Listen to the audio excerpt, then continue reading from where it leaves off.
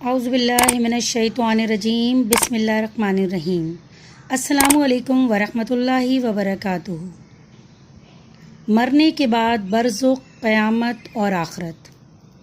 اتنی بات تو سب جانتے اور مانتے ہیں کہ جو اس دنیا میں پیدا ہوا ہے اس کو کسی نہ کسی دن مرنا ضرور ہے، لیکن اپنے طور پر یہ بات کسی کو بھی معلوم نہیں اور نہ کوئی اس کو معلوم کر سکتا ہے کہ مرنے کے بعد کیا ہوگا۔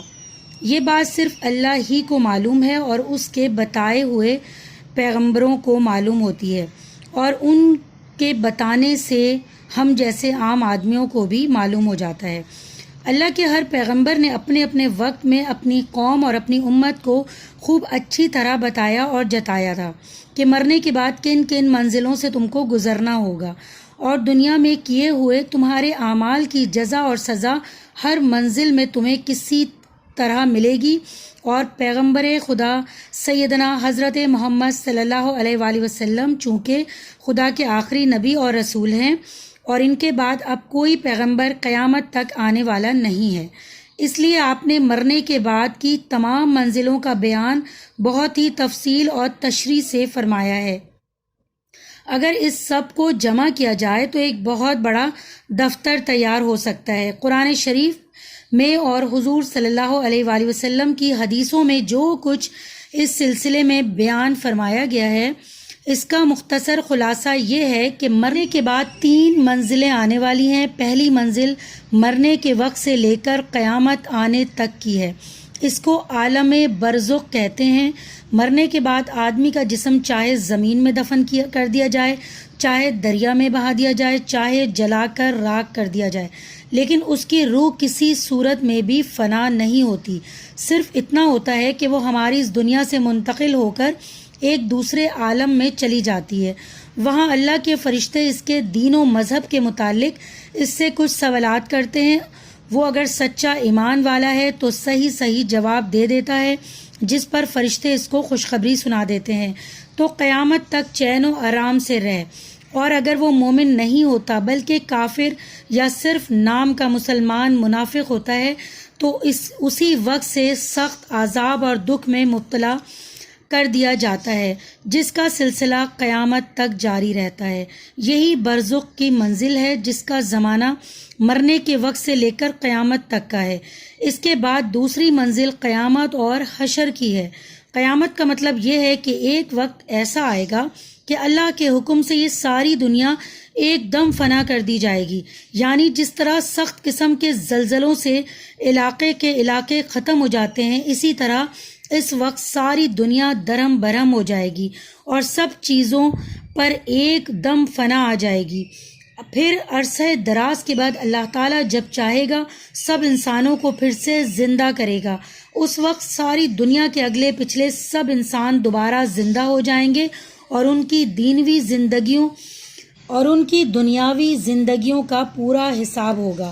اس جانچ اور حساب میں اللہ کے جو بندے نجات اور جنت کے مستحق نکلیں گے ان کے لیے جنت کا حکم دے دیا جائے گا، اور جو ظالم اور مجرم اللہ کے عذاب اور دوزخ کے سزاوار ہوں گے ان کے لیے دوزخ کا حکم سنا دیا جائے گا۔ یہ منزل مرنے کے بعد کی دوسری منزل ہے، جس کا نام قیامت اور حشر ہے۔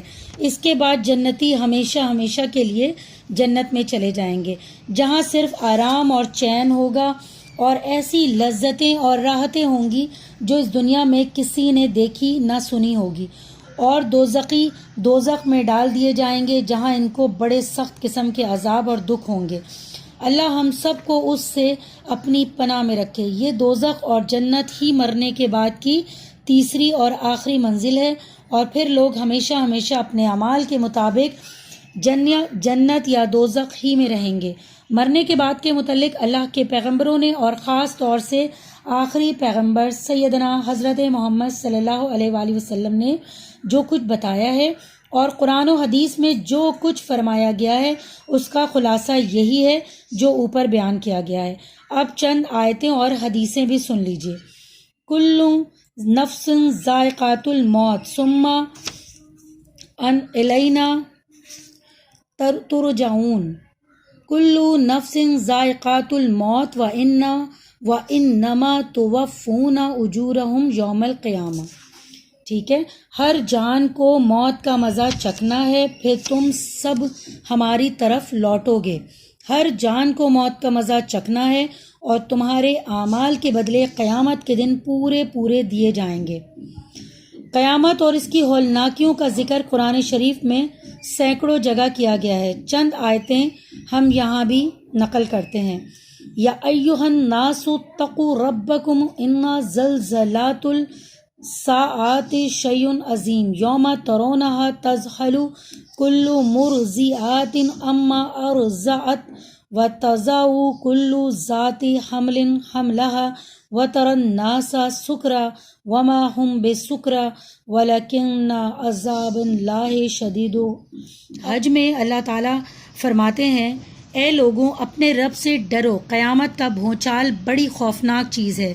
جس دن تم اسے دیکھو گے اس دن ہر دودھ پلانے والی ماں اپنے دودھ پیتے بچے بھول جائے گی اور حمل والیوں کے حمل ساخت ہو جائیں گے، اور تم دیکھو گے کہ سب لوگوں کو نشہ کی سی حالت، اور حقیقت میں وہ نشہ میں نہ ہوں گے بلکہ اللہ کا عذاب بڑا سخت ہے، بس اس کی دہشت سے لوگ بے ہوش ہو جائیں گے۔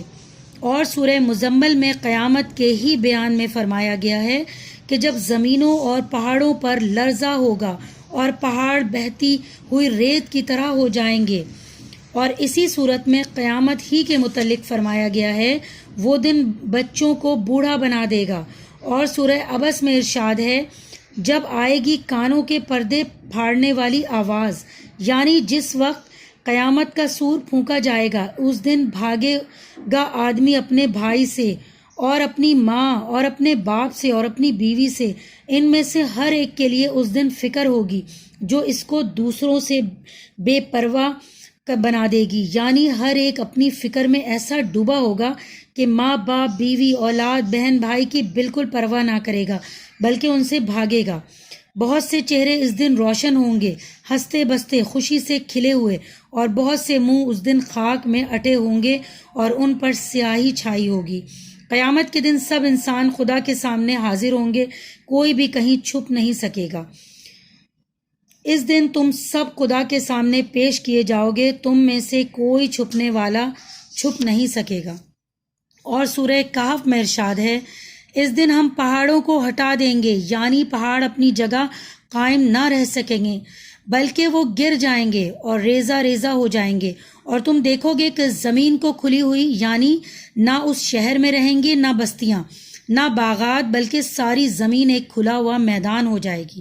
اور پھر ہم سب انسانوں کو دوبارہ زندہ کریں گے اور ان میں سے ایک کو بھی نہ چھوڑیں گے، اور وہ سب قطار کے قطار اپنے رب کے سامنے پیش کیے جائیں گے، اور ان سے کہا جائے گا، دیکھو تم دوبارہ زندہ ہو کر ہمارے پاس آ گئے ہو، جیسا کہ ہم نے پہلی مرتبہ تم کو پیدا کیا تھا، بلکہ تم یہ سمجھ رہے تھے کہ ہم تمہارے لیے کوئی وقت مدعو نہیں لائیں گے۔ اور اعمال نامہ جس میں ان کے تمام اچھے برے اعمال کی تفصیل ہوگی سامنے رکھ دیا جائے گا، اور تم دیکھو گے کہ مجرموں کو ڈراتا ہوا اس اعمال نامہ سے کہتے ہوں گے کہ ہائے ہماری کمبختی، اس اعمال نامہ کو عجیب حالت ہے، نہ اس نے ہمارا کوئی چھوٹا عمل چھوڑا ہے نہ بڑا، سب ہی کو بتایا ہے، اور جو کچھ انہوں نے دنیا میں کیا تھا ان سب کو موجود پائیں گے، اور ظلم نہیں کرے گا تمہارا پروردگار کسی پر۔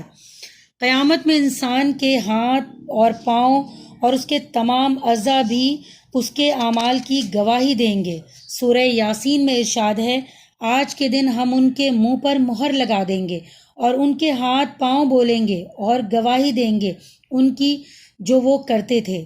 الغرض قیامت میں جو کچھ ہوگا قرآن شریف نے بڑی تفصیل سے اس کو بیان کیا ہے، یعنی پہلے زلزلوں اور دھماکوں کا ہونا، پھر سب دنیا کا فنا ہو جانا، حتیٰ کہ پہاڑوں کا بھی ریزہ ریزہ ہو جانا، پھر سب انسانوں کا زندہ کیا جانا، پھر حساب کے لیے میدان حشر میں حاضر ہونا، اور وہاں ہر ایک کے سامنے اس کے اعمال نامہ کا آنا، اور خود انسان کے اعضاء کا اس کے خلاف گواہی دینا، اور پھر ثواب یا عذاب یا معافی کا فیصلہ ہونا، اور اس کے بعد لوگوں کا جنت یا دوزخ میں جانا۔ یہ سب چیزیں قرآن شریف کی بعض صورتوں میں تو ایسی تفصیل سے بیان کی گئی ہیں کہ ان کا پڑھنے سے قیامت کا سماں آنکھوں کے سامنے کھنچ جاتا ہے۔ چنانچہ ایک حدیث میں آیا ہے کہ حضور صلی اللہ علیہ وآلہ وسلم نے فرمایا، جو شخص قیامت کا منظر اس طرح دیکھے گا گویا وہ اس کی آنکھوں کے سامنے ہے، تو وہ قرآن شریف کی سورت اذا الشمس کورت، اذا السماء فطرت و اذا السماء انشقت پڑھے۔ اب ہم برزخ اور قیامت کے متعلق رسول صلی اللہ علیہ وآلہ وسلم کی چند حدیثیں بھی ذکر کرتے ہیں۔ حضرت عبداللہ بن عمر رضی اللہ تعالیٰ عنہ سے روایت ہے کہ رسول صلی اللہ علیہ وآلہ وسلم نے ارشاد فرمایا، تم میں سے کوئی جب مر جاتا ہے تو اس کو جو مقام قیامت کے بعد جنت یا دوزخ میں اپنے اعمال کے لحاظ سے ملنے والا ہوتا ہے، وہ ہر صبح شام اس پر پیش کیا جاتا ہے اور اس سے کہا جاتا ہے کہ یہ ہے تیرا ٹھکانہ جہاں تجھے پہنچنا ہے۔ ایک اور حدیث میں ہے کہ رسول صلی اللہ علیہ وآلہ وسلم نے ایک دفعہ واعظ میں قبر یعنی عالم برزخ کی آزمائش اور وہاں کا احوال کا ذکر فرمایا تو تمام مسلمان جو حاضر تھے چیخ اٹھے۔ بہت سی حدیثوں میں قبر کے احوال اور سوال و جواب اور پھر وہاں کے عذاب کا تفصیل سے بھی ذکر آیا ہے۔ یہاں ہم اختصار کی وجہ سے صرف انہی دو مختصر حدیثوں کے ذکر پر بس کرتے ہیں۔ اب چند حدیثیں قیامت کے متعلق اور سن لیجئے۔ ایک حدیث میں ہے، رسول صلی اللہ علیہ وآلہ وسلم نے قیامت کا ذکر کرتے ہوئے ارشاد فرمایا، جب اللہ کا حکم سے قیامت کا پہلا سور پھونکا جائے گا تو تمام لوگ بے ہوش اور بے جان ہو کر گر جائیں گے۔ پھر جب دوسری مرتبہ سور پھونکا جائے گا تو سب زندہ ہو کر کھڑے ہو جائیں گے۔ پھر حکم ہوگا کہ تم سب اپنے رب کے سامنے حاضری کے لیے چلو، اور پھر فرشتوں کو حکم ہوگا کہ ان کو ٹھہرا ٹھہرا کر لاؤ۔ یہاں ان کی زندگیوں کے متعلق پوچھ گچھ ہوگی۔ ایک اور حدیث میں ہے کہ ایک صحابہ رضی اللہ تعالیٰ عنہ نے حضور صلی اللہ علیہ وآلہ وسلم سے دریافت کیا، یا رسول اللہ صلی اللہ علیہ وآلہ وسلم، اللہ تعالیٰ اپنی مخلوق کو دوبارہ کیسے زندہ کرے گا، اور کیا اس دنیا میں اس کی کوئی نشانی اور مثال ہے؟ آپ صلی اللہ علیہ وآلہ وسلم نے فرمایا، کیا کبھی ایسا نہیں ہوا کہ تم اپنی قوم کو کسی زمین پر ایسی حالت میں گزرے ہو کہ وہ سوکھی سبزے سے خالی، اور پھر دوبارہ ایسی حالت میں اس پر تمہارا گزر ہوا ہو کہ وہ ہری بھری لہرا رہی ہو؟ صحابہ رضی اللہ تعالیٰ عنہ کہتے ہیں، میں نے عرض کیا، ہاں ایسا ہوا ہے۔ آپ صلی اللہ علیہ وآلہ وسلم نے فرمایا کہ دوبارہ زندہ کرنے کی یہی نشانی اور مثال ہے، ایسے ہی اللہ تعالیٰ مردوں کو دوبارہ زندہ کرے گا۔ ایک اور حدیث میں ہے کہ رسول صلی اللہ علیہ وآلہ وسلم نے قرآن شریف کی یہ آیت پڑھی، یومئذ تحدث اخبارہا، قیامت کے دن زمین اپنی سب خبریں بیان کرے گا۔ پھر آپ صلی اللہ علیہ وآلہ وسلم نے فرمایا، تم سمجھتے ہو کہ اس کا کیا مطلب ہے؟ صحابہ رضی اللہ تعالیٰ عنہ نے عرض کیا، اللہ اور اس کے رسول صلی اللہ علیہ وآلہ وسلم ہی زیادہ جاننے والے ہیں۔ آپ صلی اللہ علیہ وآلہ وسلم نے فرمایا، اس کا مطلب یہ ہے کہ قیامت کے دن زمین اللہ کے ہر بندے پر اور ہر بندی پر گواہی دے گی ان کے اعمال کی جو انہوں نے زمین پر کیے ہوں گے، یعنی اللہ کے حکم سے زمین اس دن بولے گی اور بتائے گی کہ فلاں بندہ نے یا فلاں بندی نے فلاں دن میرے اوپر یہ عمل کیا۔